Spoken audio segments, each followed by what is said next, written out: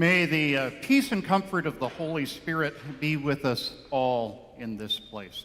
Good morning and welcome to Crescent Fort Rouge United Church as we celebrate with genuine thanksgiving Elizabeth's life. We're gathered here today for lots of reasons. By our presence here, we seek to pay tribute to the memory of a woman who was important to you, important to this congregation, important to our community. We've come to show our love and respect for the person that Elizabeth was. We've come also to show our support to Elizabeth's family. We know their loss is deep and sharp.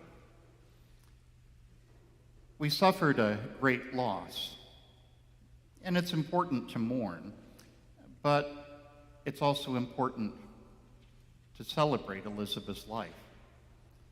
It's important to not let the shadow of her death obscure that living person who touched us so many ways, and so many times, and who filled our lives with memory, with meaning, with love.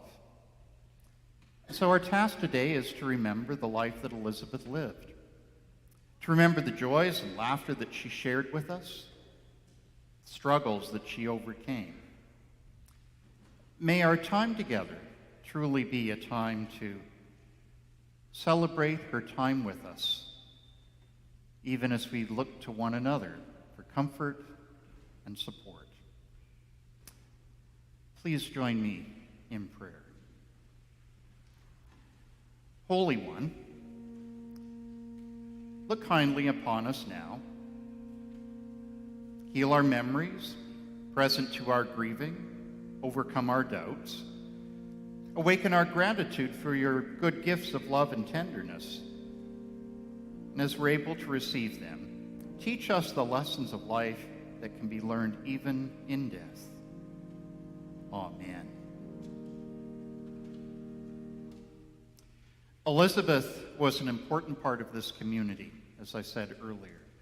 She was well loved, and not just for the many things she did, which truly were many, but for the person she was, for the quiet and wise presence that she was among us. And so our choir has prepared a few things as their offering to this service as a reflection of their love and respect for Elizabeth. So let's listen together now as our choir sings for us, "Abide with Me."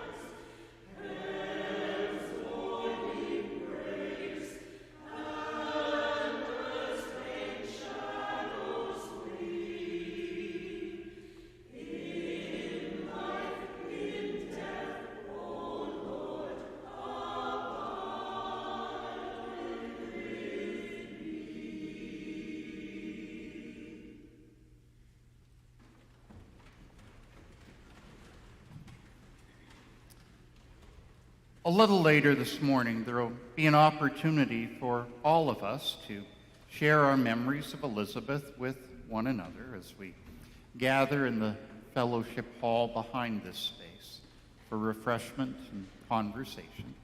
But at this time, Jennifer and David would like to share their thoughts with us all.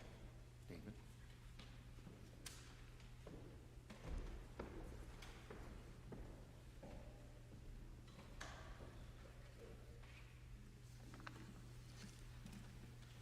Thank you for being here today. Elizabeth always loved family gatherings and was interested in how many people attended. It would make her happy to see how many people are at her celebration of life today. I've been going through Elizabeth's contacts and advising folks that she passed away. The responses I've received have been amazing to hear the positive impact she had in ways we did not hear about, primarily through her volunteer work. It all started with Elizabeth meeting Perce as a stranger on a tour in the UK. I remember hearing years later that she started writing to him as soon as she arrived home. And by the time he arrived back in Australia, there was already a pile of airmail letters waiting for him. Of course, that caused the neighbor who was taking in his mail to start asking a lot of questions. From there, Elizabeth started writing daily to Perce while she was teaching in Winnipeg. And in November, when she announced that she'd be getting married, we were all shocked and amazed as we knew nothing of this letter-writing romance. She made the best decision, and Perce was a terrific addition to our family and loved by everyone. Their time in Australia was filled with activities of the Rotary Club, and Elizabeth also belonged to the Lions Club. She volunteered extensively at Ronald McDonald House and the Migration Museum. She loved the climate of Australia and was wonderfully comfortable there. It gave her immense pleasure to walk outside and pick fresh fruit in their garden. Their big activity was to plan extensive trips each year to other countries, and Elizabeth has passports full of stamps from numerous countries in Europe and Asia.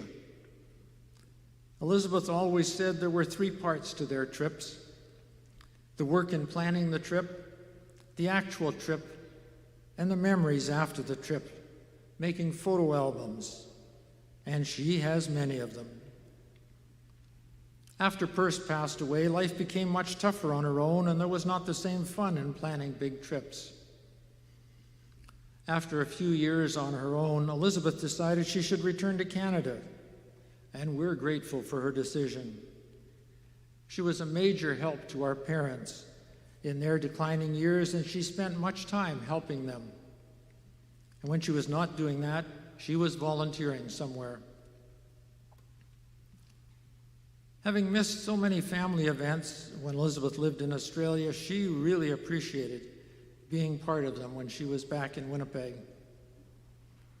On our mother's side of the family, the McMurray family has always held a family Christmas party on the Sunday afternoon before Christmas. And this tradition has been going on for more years than we can remember. Elizabeth would organize the games to be played after the Christmas dinner. She loved to attend family events at the Horn family cottage at Matlock on Lake Winnipeg. And she looked forward to them and made sure they were on her calendar. Elizabeth was the kind of person who always wanted to have something on the calendar. Elizabeth's relationship with Brian was one that developed quickly, and they both worked hard to support each other. As Elizabeth became more affected by Parkinson's, Brian stepped up and did more for her.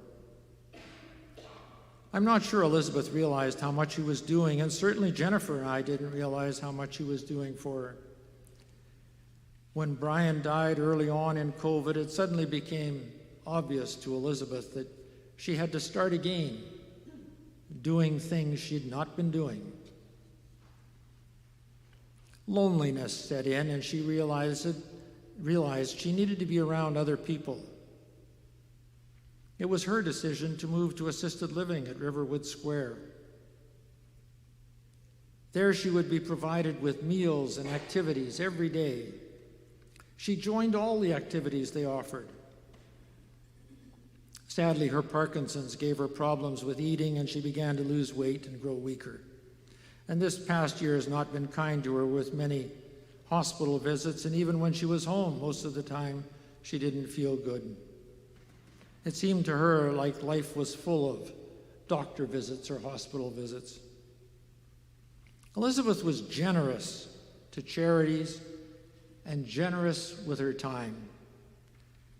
Some of the places we remember her volunteering were in the school system, helping teachers, selling daffodils for cancer, helping the Multiple Sclerosis Society with its fundraising activities, volunteering for Folk Festival, Folklorama, St. Matthew's Maryland Drop-In Center, the Diabetes Office, the Winnipeg Symphony as a receptionist, Immigration and Refugee Community Organization of Manitoba, helping newcomers, Days for Girls, Friendship Force Manitoba, the I Love to Read campaign, volunteering at Ronald McDonald House, and her favorite, volunteering at the Canadian Museum for Human Rights.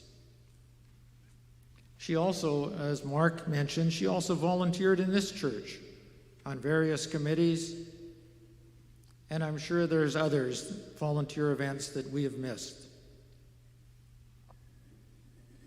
Well, Elizabeth seemed like a very quiet, reserved person. She was actually brave, courageous, and an adventuresome person. She was a great volunteer. She helped countless people through many different organizations. That's what we all want, is to make a difference in life. And for Elizabeth, she certainly did make a difference in an untold number of people's lives. Elizabeth enriched our lives by the choices she made. Her decision to marry Perce changed her life dramatically, but it also changed our lives. It provided opportunities for us to visit them and travel with them, opportunities that wouldn't have happened if not for her big decisions. As we said in her obituary, Elizabeth showed remarkable courage throughout her life, taking significant risks for love and adventure. It is good to celebrate a life well lived. Thank you so much for being here to celebrate with us her life. Elizabeth, we will miss you more than you could have ever imagined.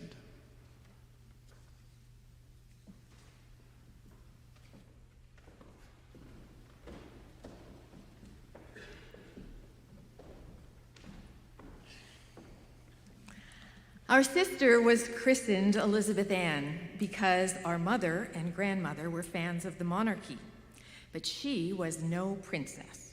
She wasn't the girl who dressed in fancy clothes or jewels or expected a prince to whisk her away on a white horse. She worked. She worked to meet any challenge presented to her. As a young teacher in Winnipeg, she gave it all she had to be sure her young charges would have a great beginning to their education. One special student needed a wheelchair, and to this day, she still collects pop can tabs, which go to a charity to help supply them.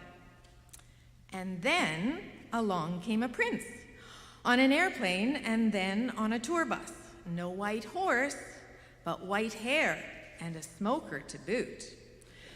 No, they said, this can't be happening, but it did. And she married a delightful retired principal from Australia. And off she went on her next big challenge, a marriage, a new country, and retirement. She researched, she planned, she got involved. She made great friends. She was open to everything that came her way and participated fully. She hosted many visitors and planned appropriate activities to suit. I always admired the way she continued to keep in touch with folks. Long before email or text, she wrote a lot of letters. And when that fairy tale came to a close, she took another giant leap and moved back to Canada. When asked last week in the hospital, she said that was the hardest challenge she faced. She was leaving what she had known and loved for 20 years. It's tough to leave Christmas on the beach, lemon and peach trees in your yard, and sandals every day of the year. But leap across the pond she did, establishing herself in Winnipeg again. Not so simple after 20 years. People you had known had moved on to other friends, had families, and just changed. So let's find a new way to connect. The church, volunteering, a group called Friendship Force, and caring for our parents kept her life full. And then along came her next prince. Who knew? Blue jeans and beer cans, lots of tabs for her collection. Yet it worked for both of them. She became lighter and funnier and learned to appreciate dogs. They traveled to Washington, Vancouver, and Mexico together, went to lots of concerts and events in Winnipeg, and entertained at their apartment. One of my favorites was a lunch they held every Christmas for an assortment of friends. Brian cooked and Elizabeth planned mixer games, and everyone left with that warm feeling of camaraderie.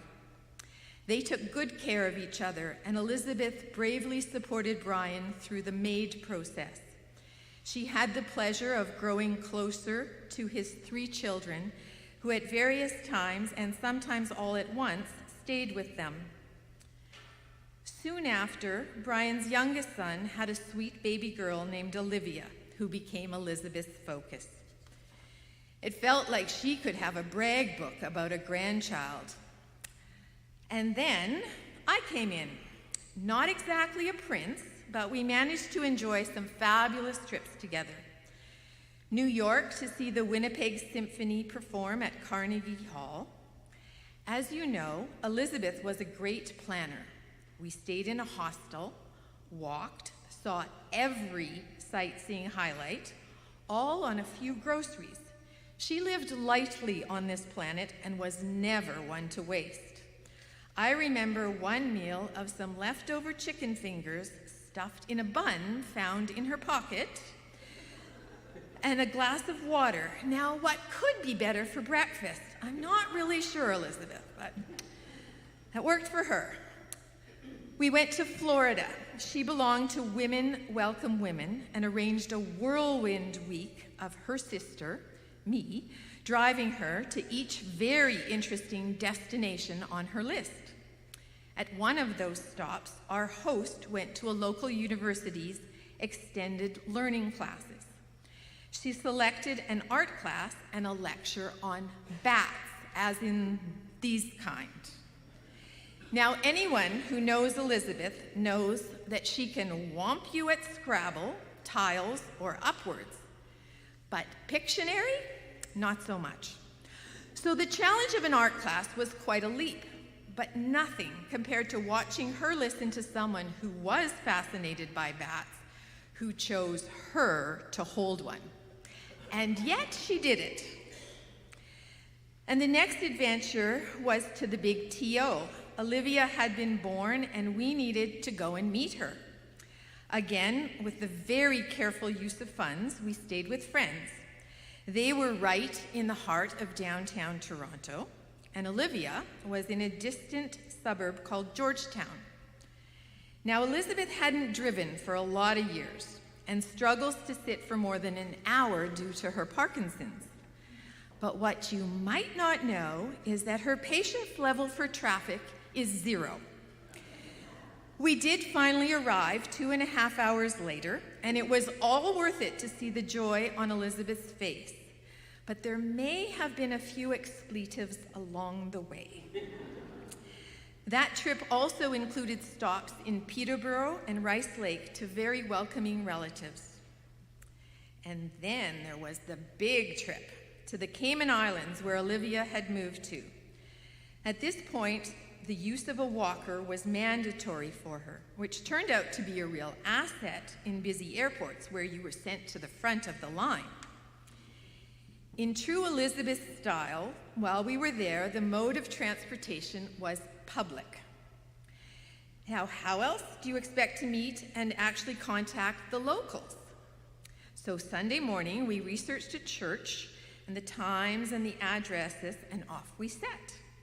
Now, buses there are more like an old mini school bus, no hydraulic lowering, but we managed thanks to some strong young men. We told the bus driver where we were headed. He looked bemused and said he was sure we would find it along the way. So for an hour, we chatted to each and every passenger who entered the bus and listened to all they had to say. And at the end of the route, when we hadn't passed the church we were looking for, the driver took us right there. She was just that lovable a person.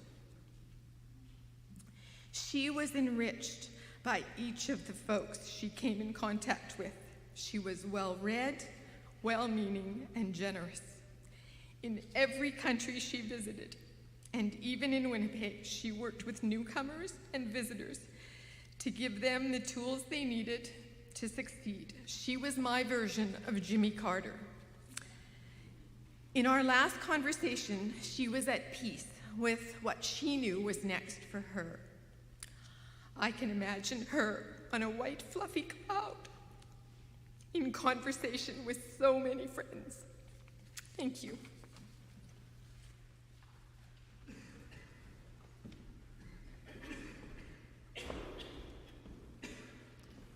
Thank you, Jennifer. Thank you, David.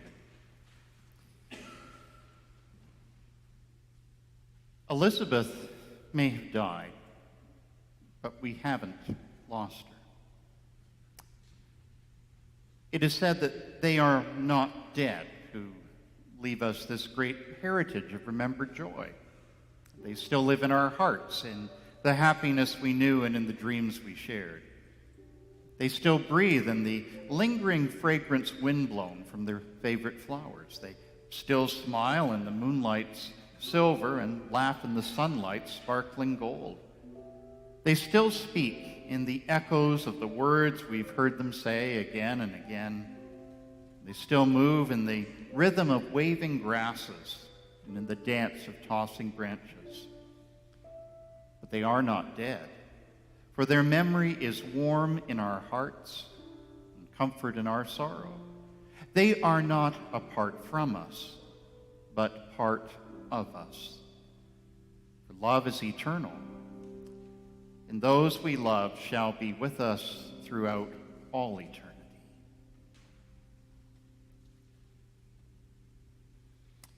When I met with David and Jennifer the other day, we were talking about possibilities for music. One thing that occurred for David was a hymn called Here I Am, Lord, because if anyone was up to a task or up to a challenge, it was Elizabeth. Up until almost the last year of her life, she was a house group leader in this place, coordinating behind the scenes all of the people that make all of the things happen around here. Heard about other volunteer tasks she, stepped forward for. We also heard in Jennifer's comments how when the end was in sight, rather than fight against it, Elizabeth embraced it as the next journey, as the next part of her pilgrimage through life. And so in recognition of her desire to put herself forward for the sake of others and to embrace whatever would be, our choir would like to sing for you, Here I Am, Lord.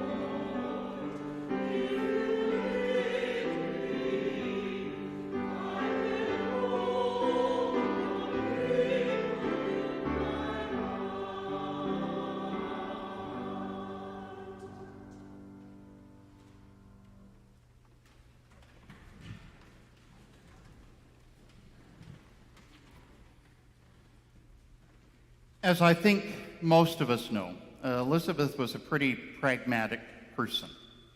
She didn't like to kid herself or other people. When I spoke to her the last time in the hospital, it was hard for her to speak, but the one thing she did speak was that she was tired and that it was time. That she indicated clearly to me and to others she had no desire to unduly extend her life, but rather simply accept what lay next. In this, she gave voice to the wisdom of Solomon from long ago, who said, "Everything on earth has its own time and season. There's a time for birth and death, planting and reaping, for killing and healing, for destroying and building.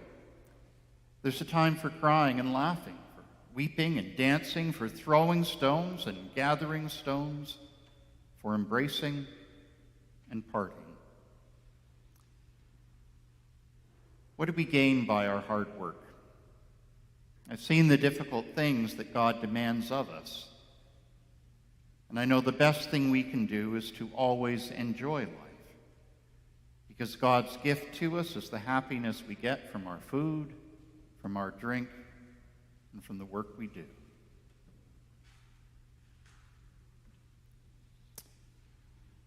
We who are gathered in this place also know that Elizabeth was amazingly resilient. Elizabeth, at least to most of us, never really complained, never shared much of what was going on for her. But as time passed, we knew that, well, things were not going as well as they once had. That life was becoming more of a struggle than it had previously been. But Elizabeth was certainly up to the challenge. She demonstrated in a very real way, I think, what Paul was getting at in a letter he wrote to the Corinthians. We're like clay jars in which a great treasure is stored. The real power comes from God, not from us. We often suffer, but we're never crushed. And even when we don't know what to do, we never give up. In times of trouble, God is with us, and when we're knocked down, we get up again.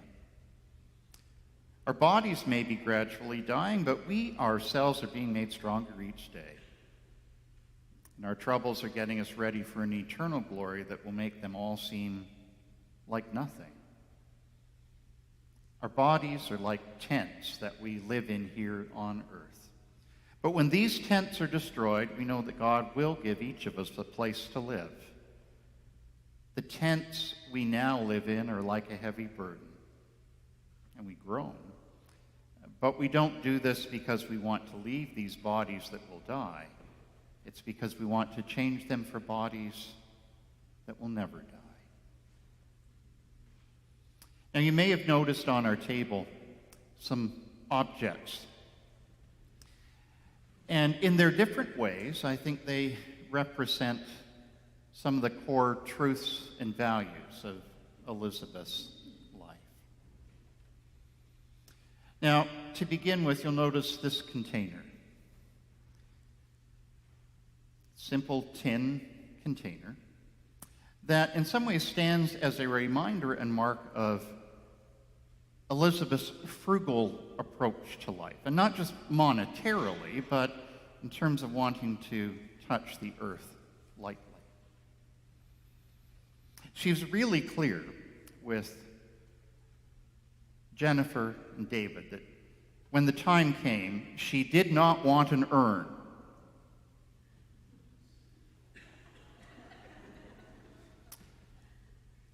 This repurposed coffee tin, which is marked Schirmer Cafe, seemed to Elizabeth the perfect, if temporary, resting place. Now, sometime when the ground thaws and the weather improves, we'll scatter Elizabeth's ashes with those of Brian. But for the time being, the tin reminds us that for Elizabeth, this body, like this tin, was just a kind of temporary resting place along the way, but didn't necessarily, while it perhaps encapsulated who we were, it didn't need to define us. You'll notice also some boxing gloves. Now, not long after Elizabeth was diagnosed with Parkinson's, and by the way, in the 4 years I knew her, she never told me she had Parkinson's, because, well, why did I need to know that? But not long after Elizabeth was diagnosed with Parkinson's, she acquired these gloves because she also took up boxing. Now, Elizabeth seemed quite frail, quite petite in many ways, but let's face it, she was a tough cookie. And when it came to those things that were going to compromise her living, and I think by extension the living of anyone else, she was more than up to the fight. And so these boxing gloves kind of stand as a metaphor for her willingness to stand up to and stand anything that would make life less, and stand up for everything that would make life full and rich. And lastly, we have some Lego hearts.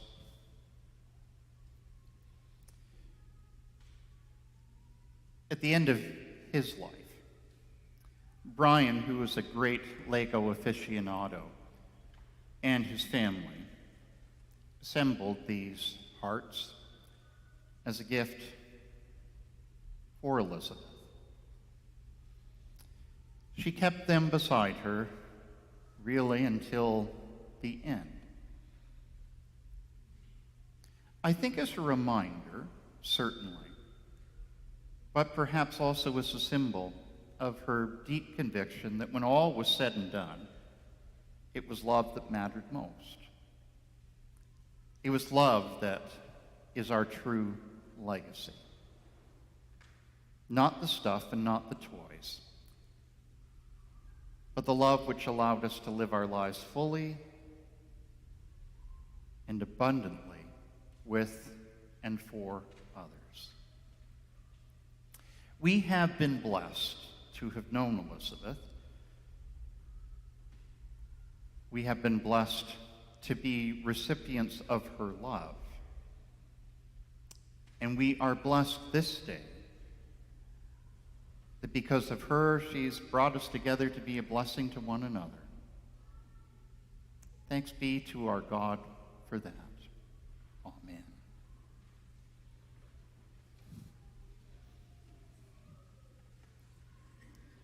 Even in the face of loss, we can offer words of thanksgiving.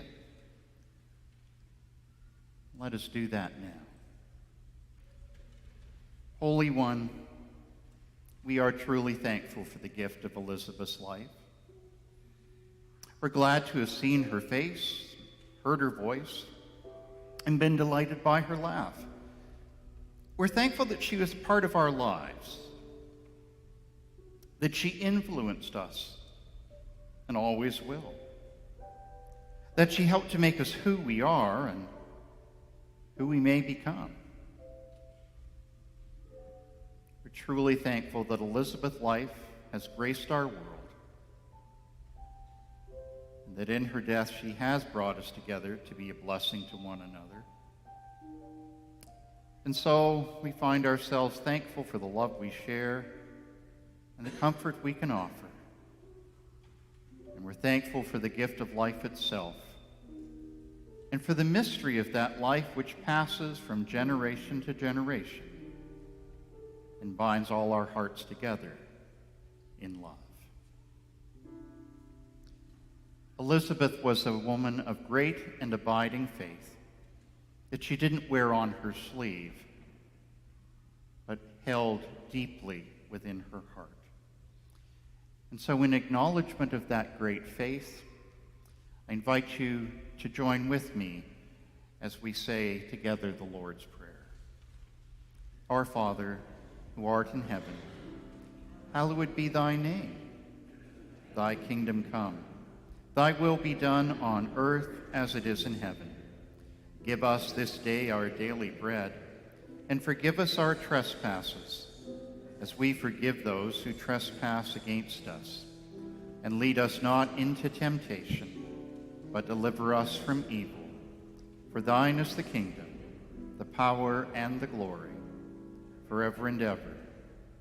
Amen. Now, as our time together in this space comes to its end, I want to share with you a poem called Farewell, My Friends, which struck me that were she willing and able to voice them for us, might be a reflection of Elizabeth's own. It was beautiful as long as it lasted, the journey of my life, and I have no regrets whatsoever, save the pain I'll leave behind. Those dear hearts who love and care, and the heavy with sleep ever moist eyes, the smile in spite of a lump in the throat, the strings pulling at the heart and soul. The strong arms that held me up when my own strength let me down. Each morsel that I was fed was full of love. At every turning of my life, I came across good friends. Friends who stood by me even when the time raced me by. So farewell, my friends. I smile and bid you goodbye. Shed no tears, for I need them not. All I need is your smile. If you feel sad, think of me. That's what I like. For when you live in the hearts of those you love, remember then, you never die. This time, Marilyn is going to sing for us in the garden.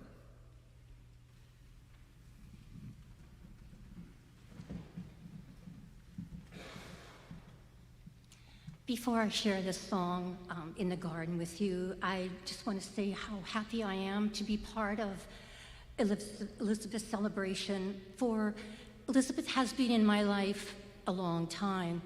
We met years ago when our families went to King Memorial, which is now Gordon King, and we went through Sunday school, Explorers, CGIT, and then we crossed paths in the teaching world. And then I had the opportunity to meet Elizabeth in person in Adelaide, in Australia. And when she came back to Winnipeg, I would see her at the Fringe Festival and all the volunteering places that she was part of. And then when she connected with Brian, that was great because Brian's sister Marge is a good friend of mine. And so I got to see them so much more. So today's song, In the Garden, is one that is kind of special because Elizabeth had me sing this song for Brian, and his ashes were sprinkled in the garden. It was the most beautiful ceremony.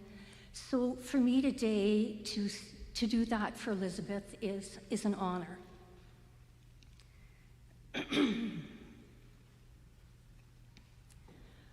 I come to the garden alone while the dew is still on the roses, and the voice I hear falling on my ear, the Son of God discloses.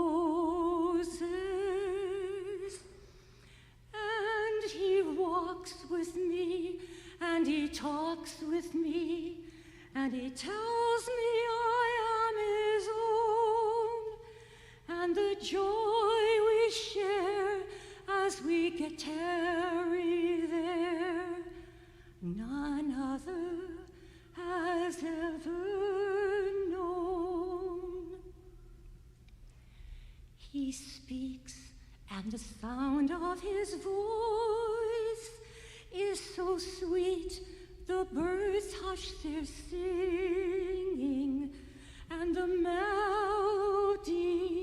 that he gave to me, the joy, within my heart is ringing,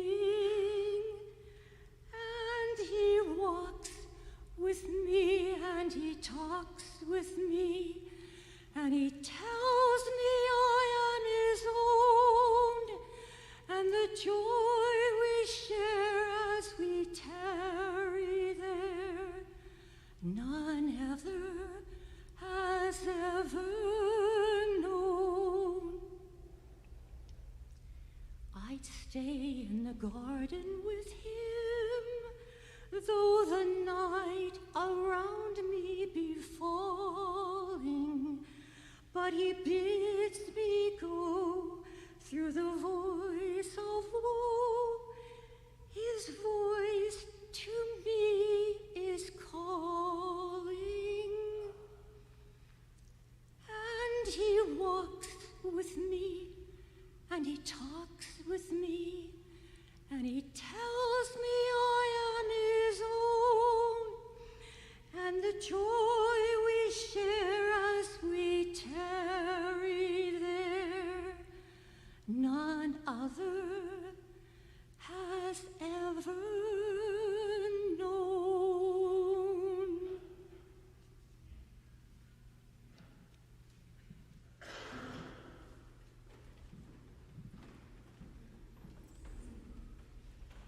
Grief is not forever, but love is. And when all's said and done, we know it's not her death that's brought us here together today, but the life and love which Elizabeth shared with us. May all that we loved about Elizabeth continue to find its expression through us in the ways we love one another and face whatever the future holds. We will survive Elizabeth's death, despite our grief. And because of her, we can dare to live more lovingly than we lived before. Our strength is the strength of many. Our courage rests upon the love of friends. In the spirit of love, we've gathered in this place. So, in the spirit of love, let us now go out. I invite you to follow Elizabeth's family out to the reception room for a time of conversation and fellowship.